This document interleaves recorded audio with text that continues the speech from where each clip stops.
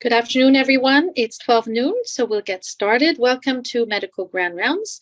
Just before we start, I'd like to remind you to please leave your questions till the end. I will ask you to enter the questions on the chat, please.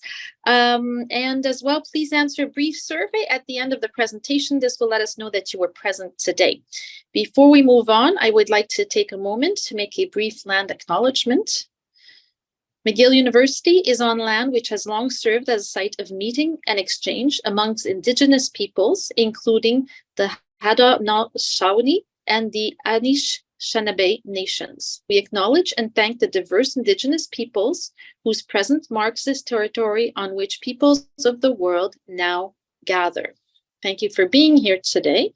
Our speaker is courtesy of the Division of Medical Genetics, and I would like to ask the Chief of the Division of Medical Genetics, Dr. Bettina Mucha-Lene, to please present our speaker today. Bettina? Thank you. Yeah, this is my great pleasure to introduce Dr. Tania Cruz Marino to you. She only recently joined us in end of January, beginning of February, and we're very happy to have her. So she received her medical degree in Cuba from the Holguin Medical University, and not just the medical genetics residency program, but also obtained a PhD studies there in medical sciences. And she headed the Predictive Diagnosis Department at the Cuban National Center for Research and Rehabilitation of Hereditary Ataxias, and served also as an instructor, assistant, and associate professor at the Holguin Medical University. And I'm probably butchering that because I don't speak Spanish. Then she moved to Quebec, and she is a certified medical geneticist, and was first practicing as the first full-time medical geneticist in the Saguenay region, where she really did a tremendous work to develop the medical genetics service in that region. And with us, she's mostly going to do cancer genetics, but she has done a lot of research work too on the carrier frequency estimation for rare diseases in the Saguenay area, and that's what she's going to tell us about today. So thank you very much, Tania, for representing medical genetics, and thank you for giving this talk. Okay. Good afternoon. Thank you very much, Bettina, for the introduction, and thank you to you all for having me today. The talk that we are presenting today is titled Portrait of Rare Hereditary Diseases in the French-Canadian Founded Population of Saguenay-Lac-Saint-Jean.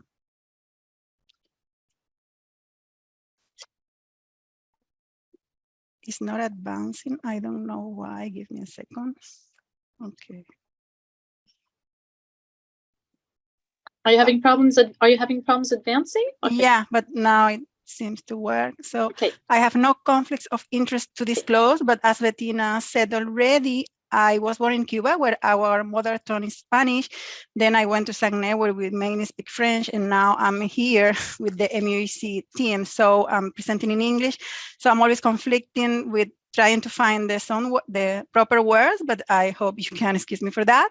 And I gratefully acknowledge that I'm working on the traditional territory of the Kenen-Kenaga. Today, we are going to describe the clinical and molecular characteristics of hereditary diseases that are recurrent in Saguenay-Lac-Saint-Jean region, to illustrate the carrier frequencies of these diseases and to recognize the role of provincial screening strategies in their prevention.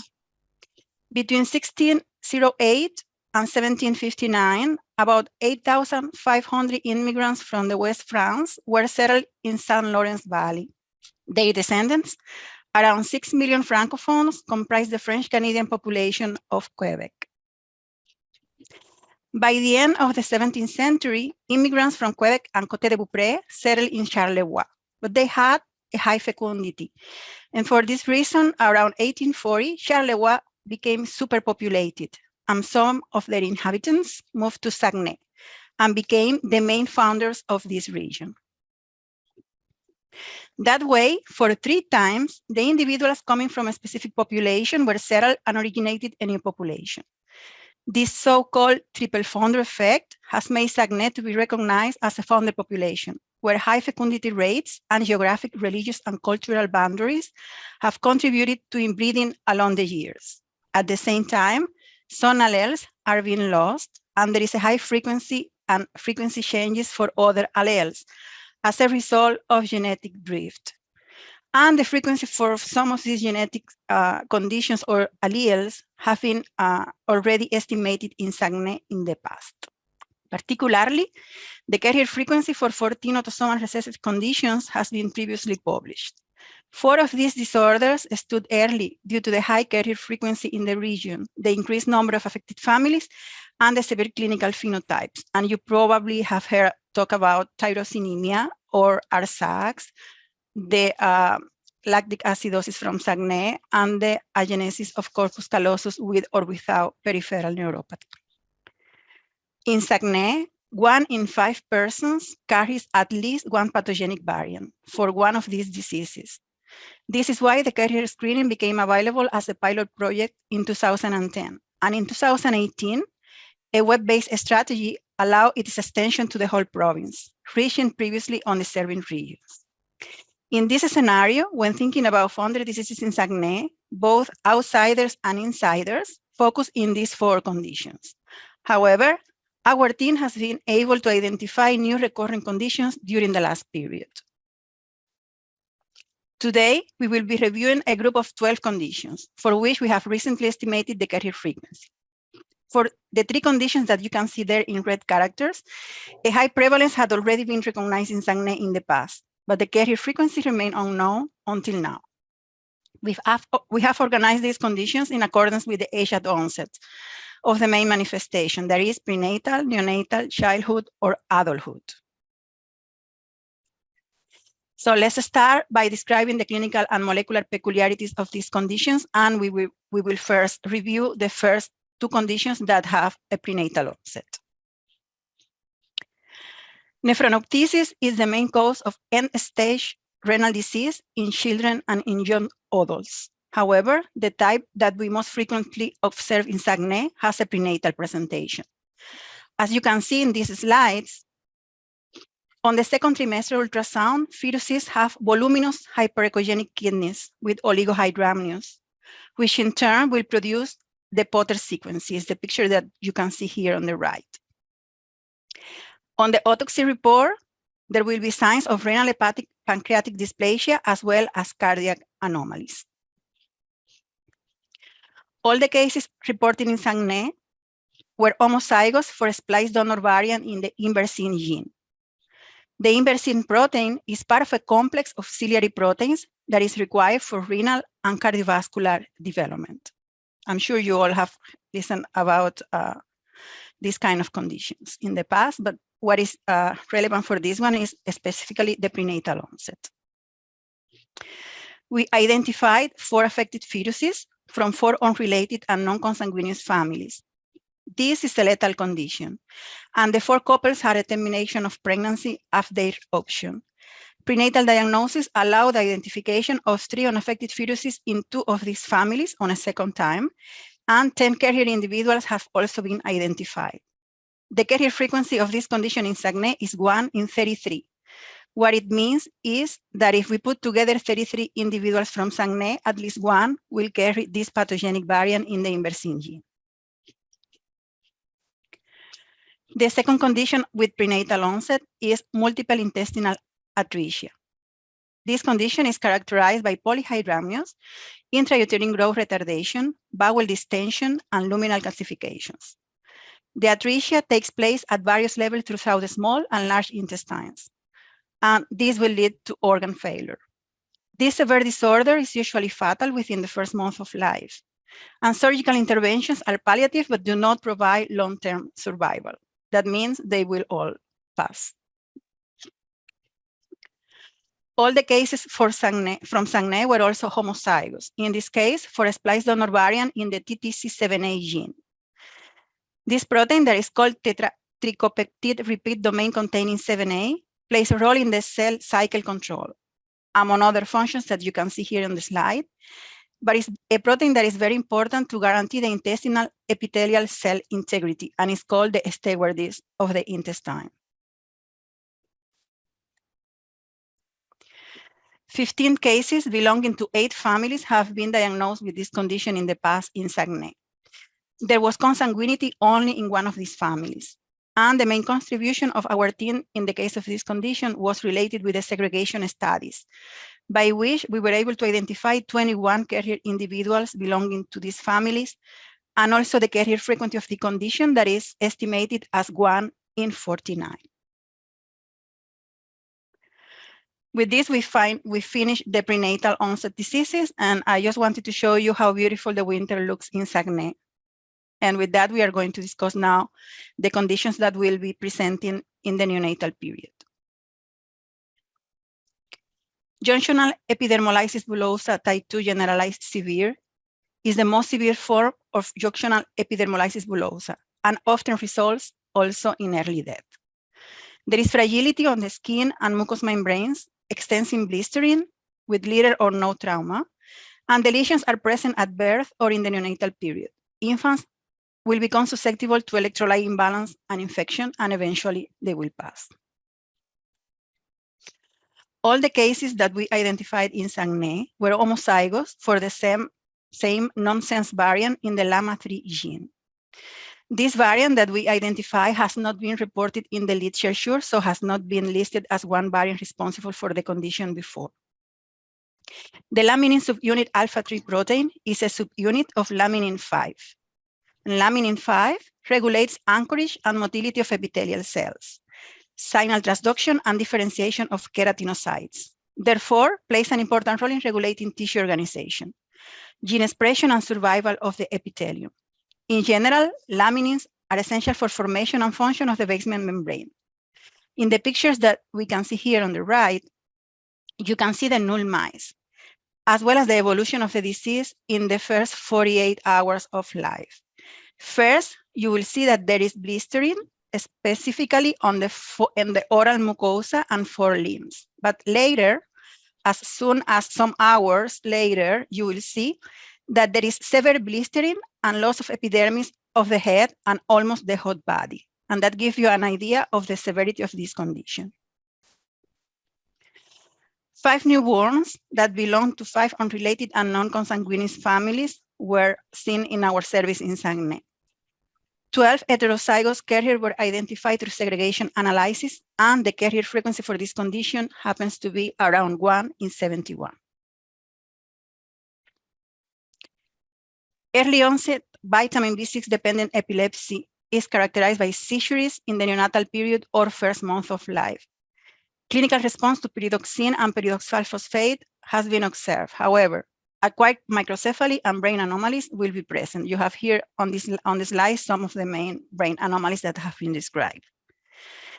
And in some cases, this condition is also lethal, but there are survivors. But the survivors will have global developmental delay and learning difficulties. The cases from Saguenay were identified first by our college at the school at the Quebec City. And here you have the reference in case you would like to see this paper. All our cases are homozygous for a frameshift variant in the pyridoxal phosphate binding protein gene. The protein that is produced by this gene is a cytoplasmic protein ubiquitously expressed with a pyridoxal phosphate binding domain. What it is believed as function is that this protein acts as an intracellular pyridoxal phosphate reservoir, preventing pyridoxal phosphate, which is a reactive aldehyde, to react spontaneously with other constituents in the cell. So that will stabilize pyridoxal phosphate. A total of 5 children belonging to 3 unrelated and non-consanguineous families have been diagnosed by our colleagues, as I said before, at Quebec City. 3 of these infants are already deceased. And the 2 survivors have a severe developmental delay and autism spectrum disorder. So the main contribution of our team in this collaboration was related to the prenatal diagnosis of 1 unaffected fetus, and the segregation analysis by which 12 carriers of the conditions have been identified. As well, we estimated the carrier frequency for this condition as 1 in 71. This condition that follows is very interesting because it's very new. It is called oculogastrointestinal neurodevelopmental syndrome, or also known as OGIN syndrome. It's characterized by microphthalmia or colobomas, imperforate anus or rectovesical fistula, microcephaly, severe developmental delay, or autism spectrum disorder. And some patients will have normal motor and cognitive development.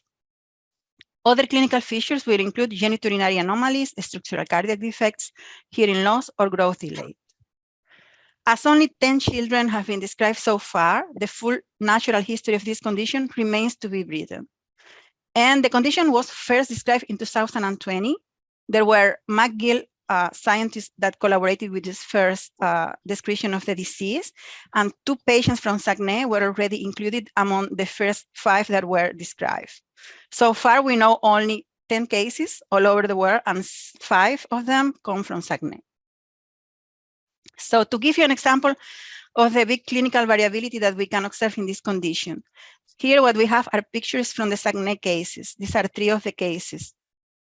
Case number 1, if you look at this picture, was born with a left coloboma.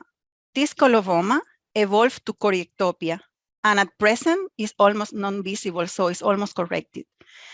And she also had a malformation on the Dandy-Walker spectrum disorder. You can see here that there is Bermian hypoplasia with prominent posterior fossa here. So this would be his brother. Her brother was born with iridocorneal adhesion. You can see here these spots that are kind of dark are the iridocorneal adhesions. And he had also a right choreectopia, but he didn't have mycophthalmia or coloboma, which are the main characteristic of the syndrome.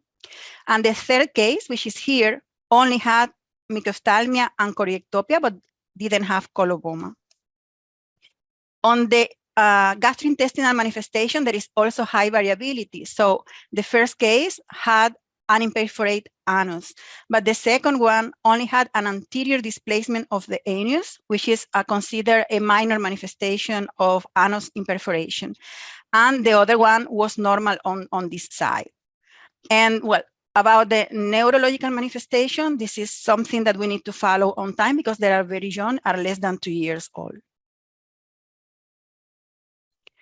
All these cases were homozygous for a missense variant in the calpain-15 gene. This gene produces calpain-15, which is a protein. This protein is an intracellular cysteine protease ubiquitously expressed. It has high expression in the nervous system during early development and plays a key role in neuronal development. So what we have here are the pictures of the calpain-15 null mice. You can see that he will have different ophthalmic anomalies. So this would be the normal mice, the normal mouse. This one will have a severe microphthalmia, so we can see a really eye formation here. And here we have small eyes, and this one was born with cataracts. So, and they all have are lacking the expression of this protein.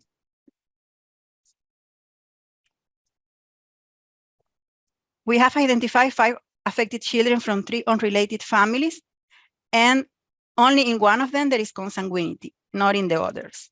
And by segregation studies, the carrier status has been confirmed in 19 individuals. 2 prenatal tests allowed the identification of 1 affected and 1 unaffected fetuses, but both pregnancies were carried to term since both mothers decided to have both children, even the one that was that was affected by the condition. Interestingly, we have found now with the follow-up that all these kids will develop a pancreatic insufficiency, which is severe.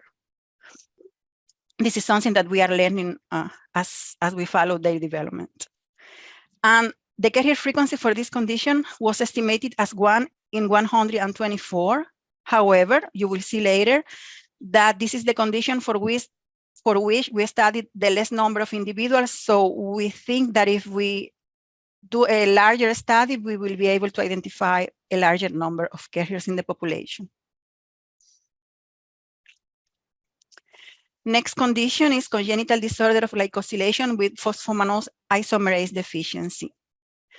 Many of you probably know about this condition already. It starts between 2 and 12 months of age with cyclic vomiting and secretory diarrhea, profound hyperinsulinemic hypoglycemia, and protein-losing enteropathy. There is congenital hepatic fibrosis, failure to drive, coagulation disturbances, but there are not neurological involvement, which is very different to other congenital disorder of glycosylation that almost always will produce some degree of developmental compromise. And this condition is lethal if you don't treat it. All cases from Saguenay are also homozygous for the same misase variant in the MPI gene. And as many of you will know, phosphomanose isomerase 1 plays a critical role in maintaining the supply of the mannose derivative that are required for most glycosylation reactions. This enzyme will also catalyze the interconversion of fructose 6-phosphate and mannose 6-phosphate. We are aware of 8 cases that belong to 7 related families, and these cases were known from the past, were already diagnosed in the past. And only in one of these families, we observe consanguinity.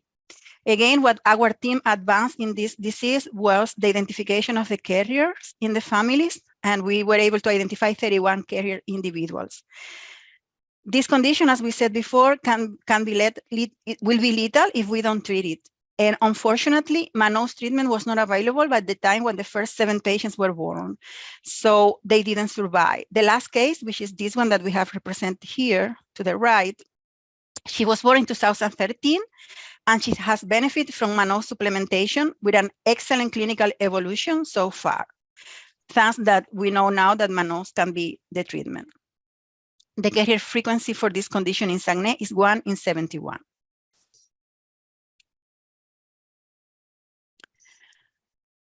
Autosomal recessive deafness 57 is characterized by congenital sensorineural non-syndromic hearing loss. It is a non-progressive condition. The hearing loss is symmetric, bilateral, and the degree is moderate to severe. If you observe here in this graphic, the audiometry configuration is always the same, and it's a downsloping configuration. This is observed in every one of the patients that are homozygous for the pathogenic variant. And in a study that was made by our group, we found that this gene and this variant that is present in Saguenay is the most frequent cause and represents 32% of all the cases with a congenital hereditary known cause in Saguenay for hearing loss. It is an in-frame deletion in the PDZ7 gene. And we observe it, as I said before, in every one of the cases. And this is a very interesting deletion because this deletion affects only an alternate longer transcript of the gene. This is why in ClinVar, when they list this variant, they will say this is a variant of uncertain significance, but the classification is in favor of benign. Moreover, this gene, PDZ7, was previously considered in 2010 a modifier gene in Usher syndrome. So they didn't recognize before a role for this gene as a cause for hearing loss. It only happened later in 2015. So this protein, the PDZ domain containing protein 7, is a ciliary protein. And this protein is essential in organizing the Usherin 2 complex at the stereocilia ankle levels here. And it's very important also for the cochlear developing hair cells. In Saguenay, we have identified 10 individuals that belong to 7 unrelated non-consanguineous families. And the segregation studies allow the identification of carrier status in 9 of their relatives. And the carrier frequency is extremely high in Saguenay, is 1 in 32. Take a breath. This is like spring looks like in Saguenay, so you are welcome to come and visit this very beautiful region. Now we are going to discuss 4 conditions that, although can be present at birth, of course, are more probably diagnosed during childhood. MAN1B1 congenital disorder of glycosylation. This is another glycosylation disorder. Is characterized mainly by axial and appendicular hypotonia, global developmental delay, intellectual deficiency, truncular obesity, dysmorphic signs, scoliosis, and psychiatric behavioral troubles with stereotypies.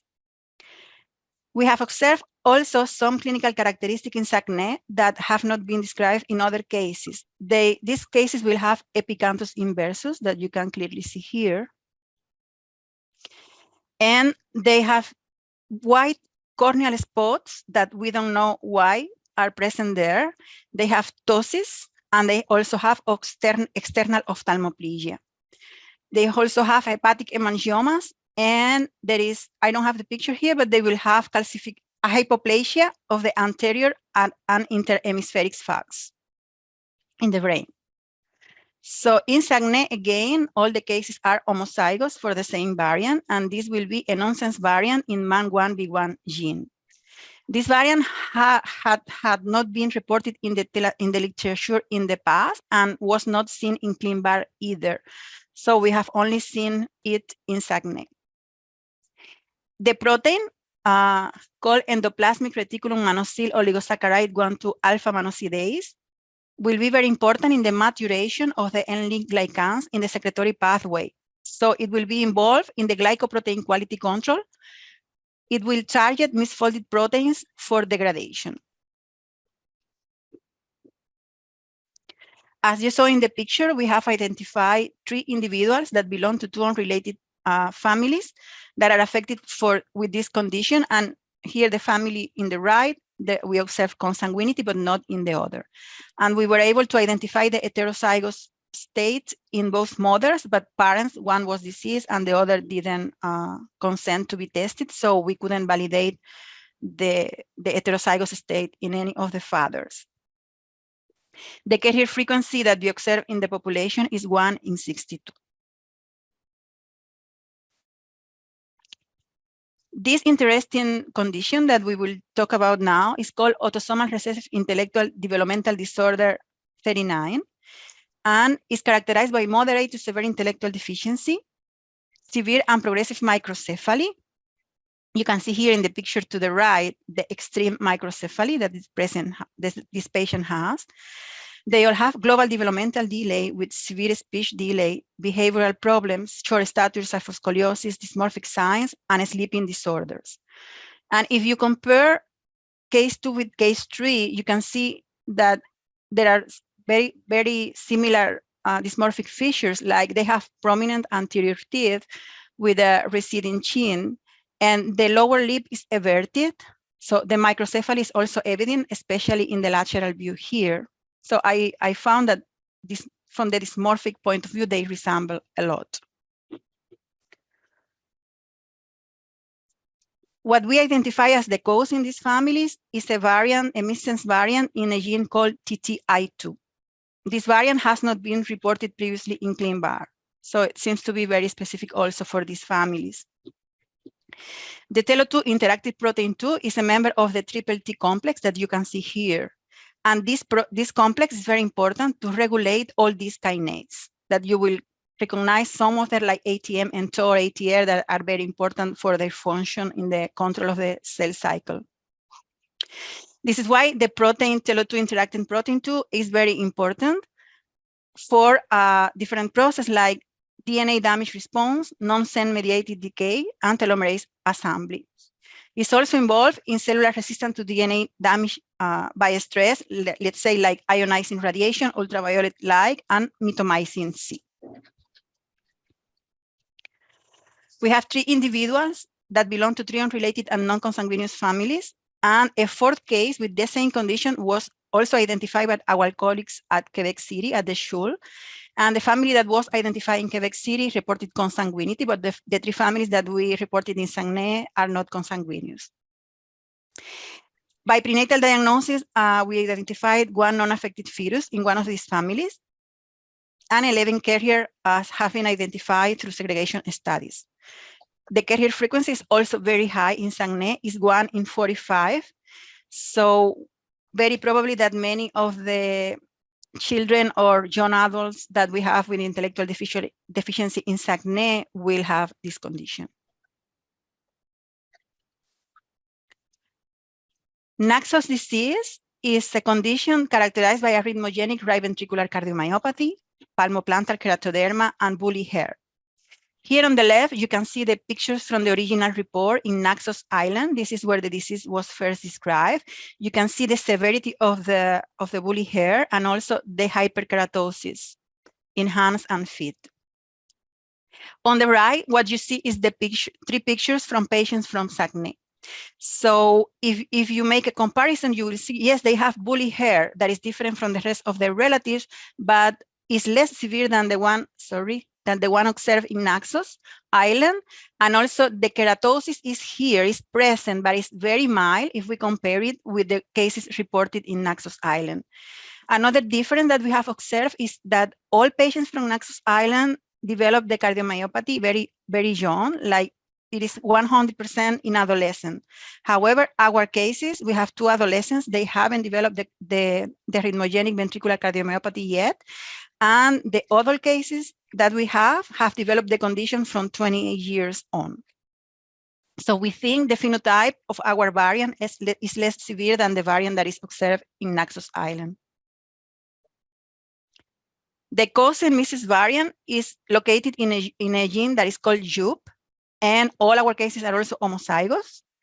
And for this variant, ClinVar has conflicting reports of pathogenicity. They consider that some authors say that this variant is slightly pathogenic, but for other teams, they consider this as a variant of uncertain significance. So junction plakoglobin is a cytoplasmic protein that is located in both places, in the submembranous plaques of the desmosomes and also in the intermediate junctions.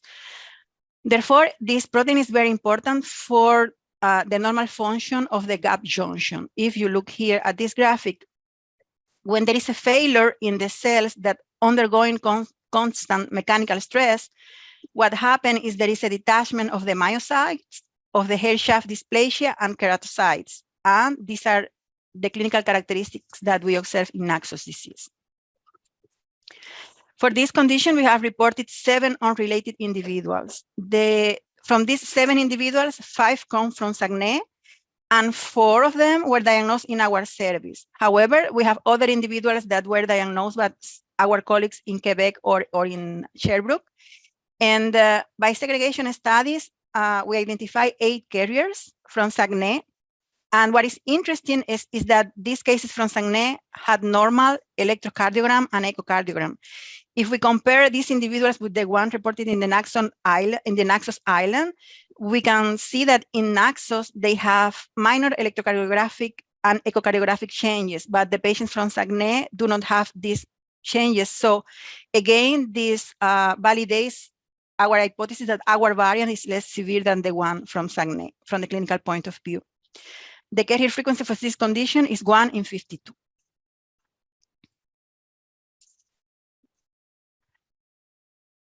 Autoimmune polyendocrinopathy candidiasis ectodermal dystrophy, what we also call APZ, is a condition that is also frequent in Saguenay. For the clinical diagnosis, we always consider what is called the Whitaker triad. That is chronic mucocutaneous candidiasis, adrenal insufficiency, and hypoparathyroidism. But in these families, indeed, we observe a very wide clinical variability. And in our series of cases, the most common initial manifestation was hypocalcemic-induced seizure. And the most common feature was enamel hypoplasia. In 2 of the siblings in one of these families, we also observe a limb girdle muscle dystrophy with signs of mitochondrial dysfunction on muscular biopsy, and you can see the picture here. So this is very rare and has been only described in 5 patients in the past affected by this condition.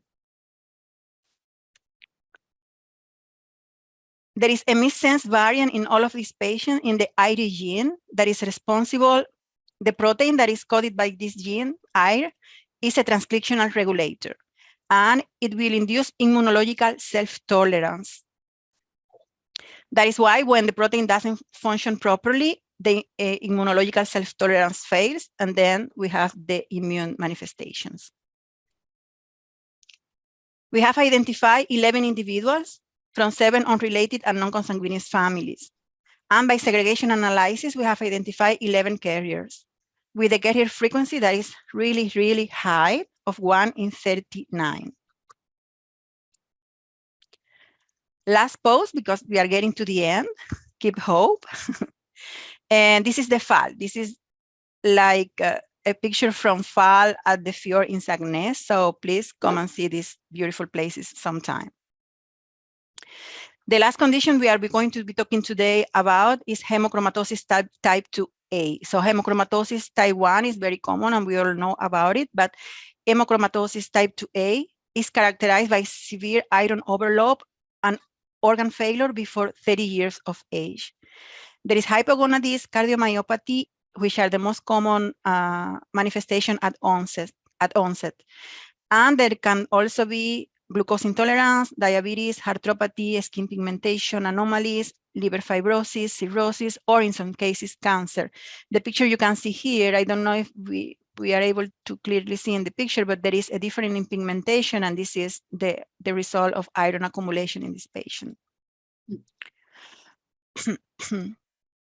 So the main cause of death in these patients is heart failure or major arrhythmias. Of course, as it happens with the classic form that we know as type 1, if we do an early detection and iron depletion by phlebotomy, we can prevent all this organ damage. The cases from Saguenay are all homozygous for the same missense variant in the hemojuvelin gene. This is a protein considered as a bone morphogenetic protein co-receptor. And the importance of this protein is that it regulates the circulating level of hepcidin. And as you know, hepcidin is the principal hormone in the mediation of iron homeostasis. So what happens is when your protein is deficient, when hemojuvelin is deficient, individuals won't have any level of hepcidin.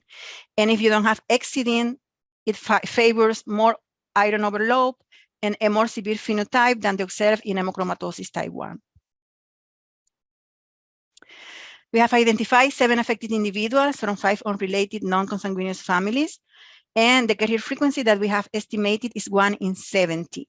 If you have reviewed the literature for this condition in the past, there was a previous report of the Bracailer and colleagues in 1991 that estimated 1 in 36. But this estimation was performed using the heart divided proportions, and we think it was a bit less accurate than the one that we have just performed.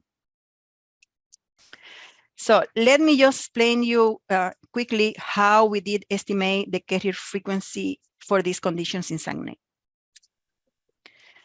The study participants were healthy individuals taking part in the provincial screening testing for 4 diseases that have increased frequency in Saguenay. Many of you will know that this is a provincial screening program, and all the samples are sent to Saguenay, and then we are able to keep the DNA preserved.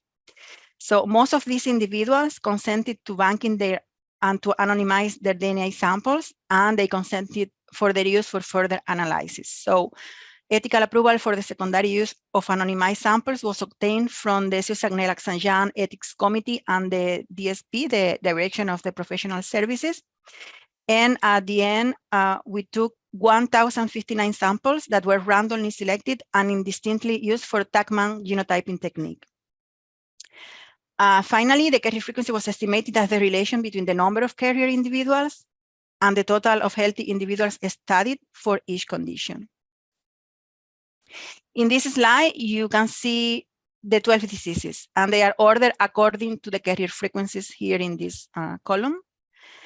As you can see, Ogin, the new condition, is the one that has the lower carrier frequency, 1 in 124, but at the same time, we only analyzed 744 individuals, which is much less than 1,059 that, for example, were analyzed for epidermolysis bullosa. And this is because we do it hazardously and we didn't use the same amount of sample for each disease. So this is why we still think that maybe for this condition, we can find a higher carrier frequency in this population. So in total, I investigated 60 families, and only in 5 of them we observed consanguinity. So there is no consanguinity in most of the families, and there is such a big carrier frequency that we think these are indirect signs that these conditions are probably founder. However, founder effect has only been proved for hemochromatosis type 2A and early vitamin B6 dependent epilepsy through polymorphic studies. So if we would like to prove the founder effect for the others, we still would need to perform some molecular studies to prove that this is either inherited by descent or really the founder effect that is for which Saguenay is acknowledged. I put this slide here to show you how these variants are so rare. So GenomeAd is a database where you can see there are the last version, that was the one that we compared it with, contains more than 120,000 exomes and 50,000 genomes. And if you look at all these individuals that were tested, these variants that we have in every one of these conditions only appears 1, 2 times in all of the, except for hemochromatosis type 2A, because we know hemochromatosis is very frequent. For the others, these are very rare variants in the population, and when they surface, you can see is in European non-Finnish populations. So maybe we could speculate that this variant were introduced in Saguenay population by European immigrants. That's possible. Finally, provincial screening strategies have an important role to play in the prevention of these conditions. So far in the clinic, we have been able to investigate 82 cases that belong to 60 families. And we identified 146 carriers and 7 prenatal diagnoses. However, these efforts are not enough to prevent the recurrence of these conditions. So if we look here, the first 8 conditions that we have been discussing today are potentially lethal, or will produce a moderate or a variable degree of intellectual disability. So it is our opinion that these conditions should be, the different reproductive options should be available for the families that are at risk for this condition, and that should include screening testing for carriers in the population. And the other 3 conditions, APC, Naxos, and hemochromatosis type 2, they are not lethal, they don't produce intellectual deficiency. However, they can also be life-threatening if we don't diagnose them. So early detection of these 3 conditions should be considered, and some strategy should be created to offer predictive testing or presymptomatic testing for them.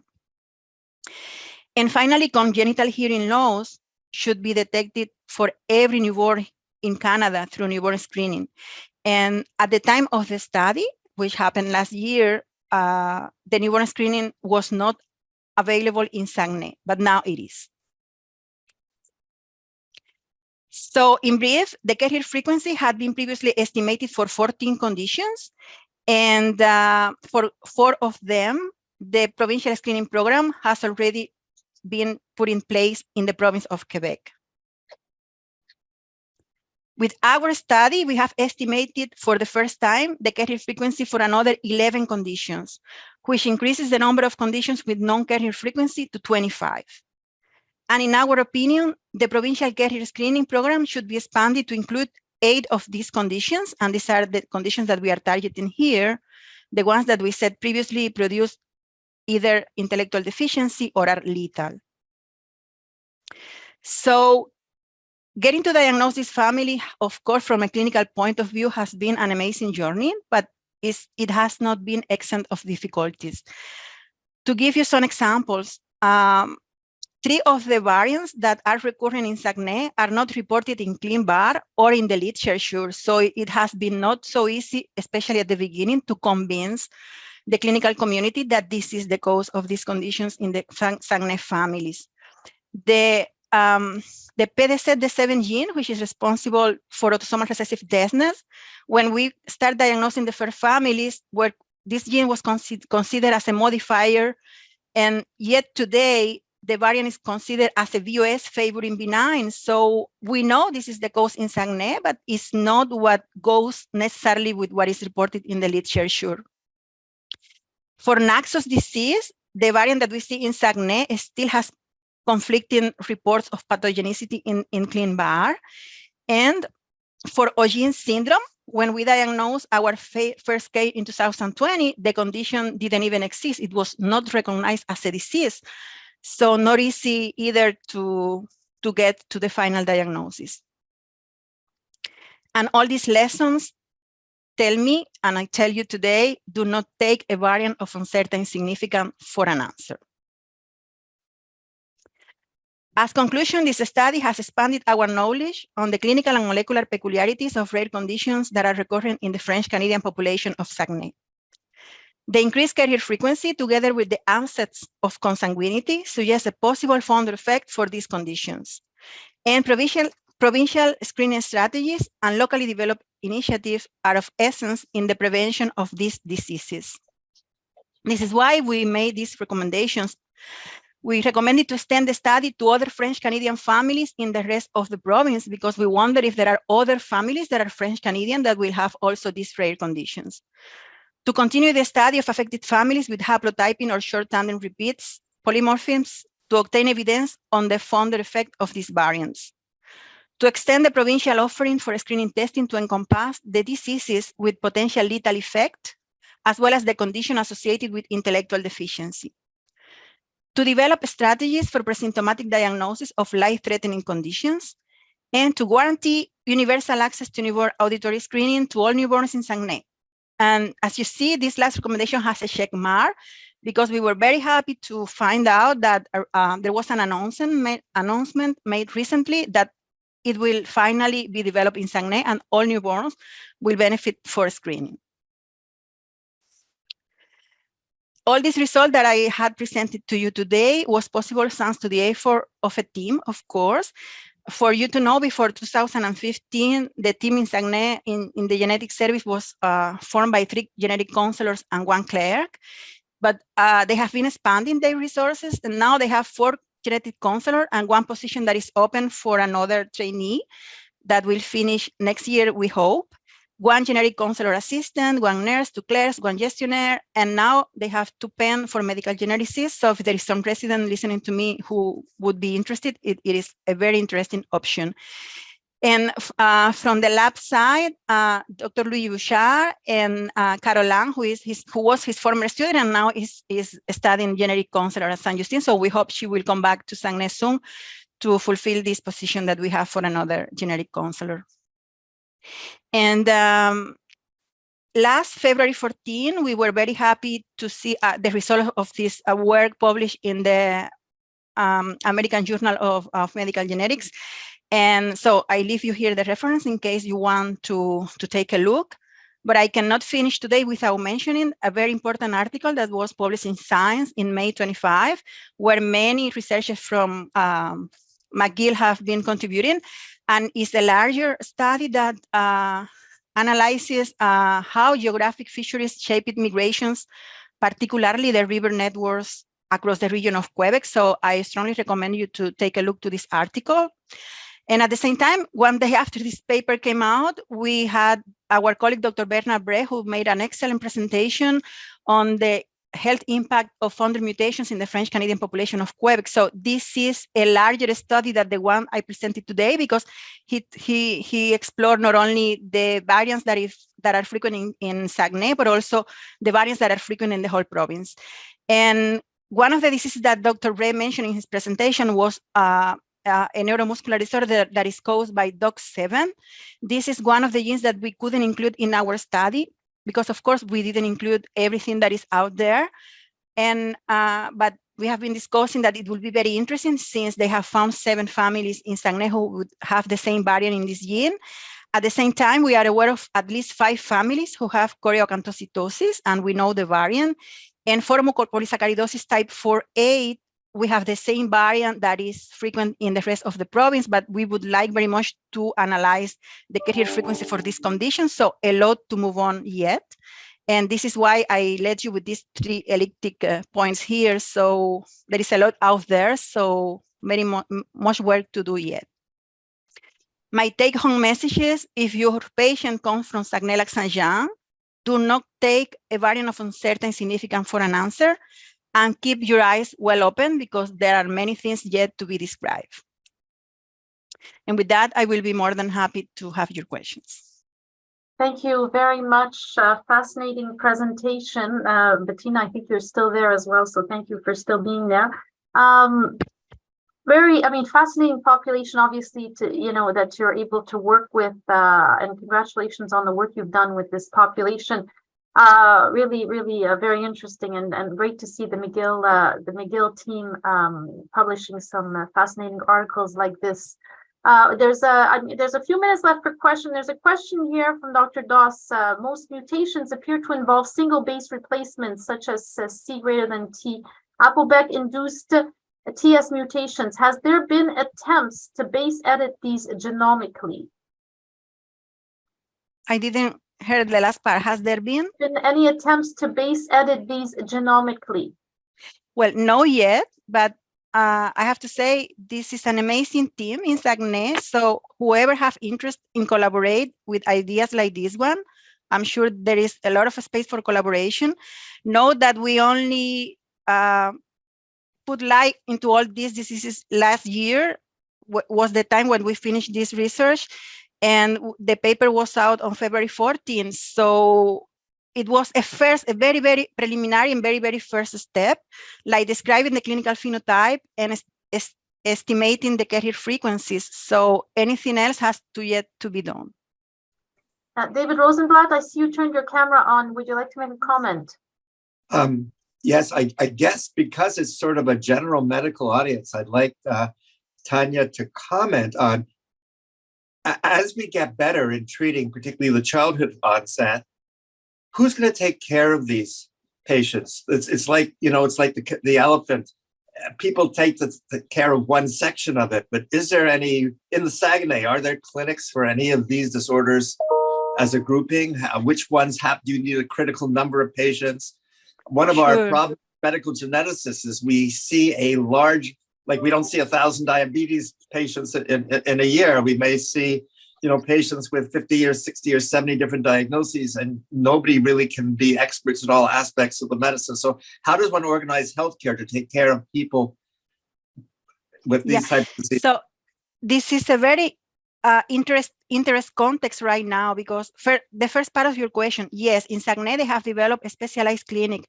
They have metabolic clinics, but also they have such a big experience. Like pediatricians, they are well aware of these conditions and they follow their patients closely. And to give you an example, endocrinologists now are experts in APC. So the time I had the chance to be there, and also now that my colleagues, the counselors, are there, there is a very close relationship with the genetic service. Of course, if we would have a geneticist in place, that would help, because, you know, these are conditions that had pleiotropy, that have wide clinical variability. So one same condition can have neurological problems, cardiovascular problems, skin problems. So it's not ideal to fragment the patients and send him to 7 specialties alone. Like the idea is to work in collaboration and to have multidisciplinary teams. And in some way, this is what we were able to do there. Also, I mentioned it is a very interesting context now, because as you know, our Minister of Health is working now to advance more the program for these orphan rare diseases. And Saguenay has been playing a very important role, because they take it very seriously and they are allocating resources and they have interest and they make their voice hearing in all the possible scenarios. So I have hope that we will continue to develop the multidisciplinary attention of these patients and advancing the research, of course, too. Dr. Mitchell, John Mitchell, you have a comment or question? Yeah, thanks very much, Tania. Very interesting talk. In terms of applying this type of program to other populations in Quebec, we talked about Saguenay, and we're very aware of the risks in Saguenay. But we also have other populations in Quebec, in the Inuit, GSD3, for example, and osteogenesis imperfecta type 7 in the Mohawk population. How do you think we can take this information and take this experience and maybe move to a more pan-ethnic screening for individuals across Quebec? That is a great idea, and I hope to live to see the day when we will be able to do that. But it is, I think, a first step is needed, and is to really identify all these rare conditions in the different populations. As you know, with the migration in the province, we don't see the same conditions necessarily in all the French Canadian population. So we know these conditions now are frequent in Saguenay, but it doesn't mean that it will be the same frequency for these conditions in the other populations, even when they are French Canadian. So this is why I recommended you these two last articles that I put in the slide. So in my mind, first step is to completely and quickly identify which are in every founded population the main conditions. Once we have identified them, the political will is very important, because establishing, you have different moments to approach these conditions. First moment is education, and in that, Saguenay has also teach us a big lesson. They have this non-governmental organization that is called CORAM, that goes to every school, to every job place in Saguenay to educate the population. So first step, educate the population. Second, establish and putting in place screening programs. Like carrier screening is very important, because you can act preconceptionally and identify the carrier couples so they can make informed decisions before having children. And then prenatal, yeah, we have it, but if we don't know who the carriers are, we cannot offer these conditions. So I think the political decisors who make decisions in the health system need to be aware of what is happening and what are the prevalence and the incidence of these conditions, and then we are ready to act on them. I think Saguenay is a very positive experience on how we can test people from all over the province by sending the samples to the same place, because as you know, all these samples go to Saguenay, and it is in Saguenay where we do the test. So I don't know if I'm answering your question, which is very wide, but I know there are other experiences, like I know the web experience started not with Saguenay program, but with the studies, I think, for TAISAC, that Guillaume was one of the pioneers doing that experience. So it's possible, but you need the political will, and that's why I think this is a good moment. And if we want to move on with this kind of ideas, now we have the attention of the ministry, who has created this program for orphan diseases. So we need to make our voice heard and push. And thank you. We have one last time for one last comment question before we close out the rounds. Bettina, go ahead. Yeah, maybe it's a bit of a discussion point. It's really great work that you did, and it's very important to characterize the genetic proprieties of specific populations. But I'm a bit skeptical if it's possible really to expand the screening test as much, because it's not free, the carrier testing, and it is a healthcare cost. So adding additional conditions then to a relatively small population, how does that play into equitable access to like screening? As John was mentioning, there are other populations that are at risk, that are maybe less study and have less luck. So where do you put the cutoff then with the conditions? And the other point that I would maybe throw in there is that sometimes the counseling is also not that easy, because when you have a new condition, you don't know what the phenotypic spectrum is. And then if you're thinking about carrier screening, if there are milder cases, what do you counsel then for, like, if they want prenatal testing, but somebody might be very mildly affected? You know, those are all questions that I find are very important to answer before you start to expand testing. So yes, identifying the conditions is a good first step, but then as you were mentioning, there's a lot of work, so equitable access and so on. Right. For both questions, my view is we always have to move forward, never backward. If we were able to do that in Saguenay, we are able to do it in other populations. So we need to know more about the others. It's not telling Saguenay, go back, you don't need to know because you are small. It's telling the others, move on and learn what you have. And then from there, the cause of one of these patients who either will die, and that has no price that we can put on it, or we'll have developmental delay, and we'll have cardiac diseases, and we have autism spectrum disorder, and will represent an economical burden all along their life that is not comparable to just a simple molecular test that is TACMA, is It costs almost nothing. Once you have the variant identified at the laboratory level, it cents what it will take to diagnose that.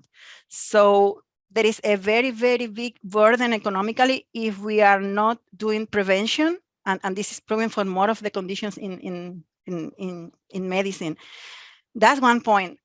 For the other point of view, if, yes, equity, but you need, once you know your population have these variants, you cannot turn your back on that and say, because the others won't have it or are less known.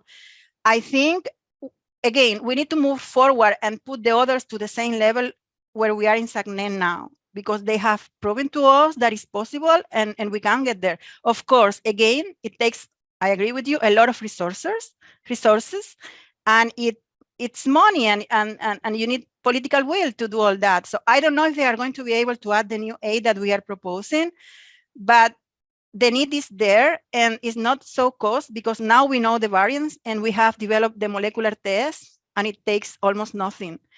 And it's always less expensive than the care that these patients will have. And of course, the emotional burden for the families that are carrying these hereditary conditions. So yeah, it's very debatable, but today I'm on the other side, Bettina. So I'm defending Saguenay position and I'm very proud of what they have been doing. I contributed with them, but I have to say it's a small contribution. My contribution was only a clinician contribution. They are the ones who are really dealing with this for years. Before my arrival there, pediatricians already were treating these patients without even knowing what was it for some of these conditions. And they are the ones who are going to be on the battle yet in the future. So I think I'm proud of them and I hope we can inspire in their example and move the other communities or populations to the same level of knowledge. And fantastic. Thank you so much. It's 1 o'clock, so we'll have to close the rounds. Thank you to the Division of Medical Genetics. Thank you for this really wonderful, insightful presentation, and continue all the work that you're doing, and we really appreciate that. So I wish everyone a great afternoon. Thanks everyone for attending. Have a great day. Bye-bye. Bye.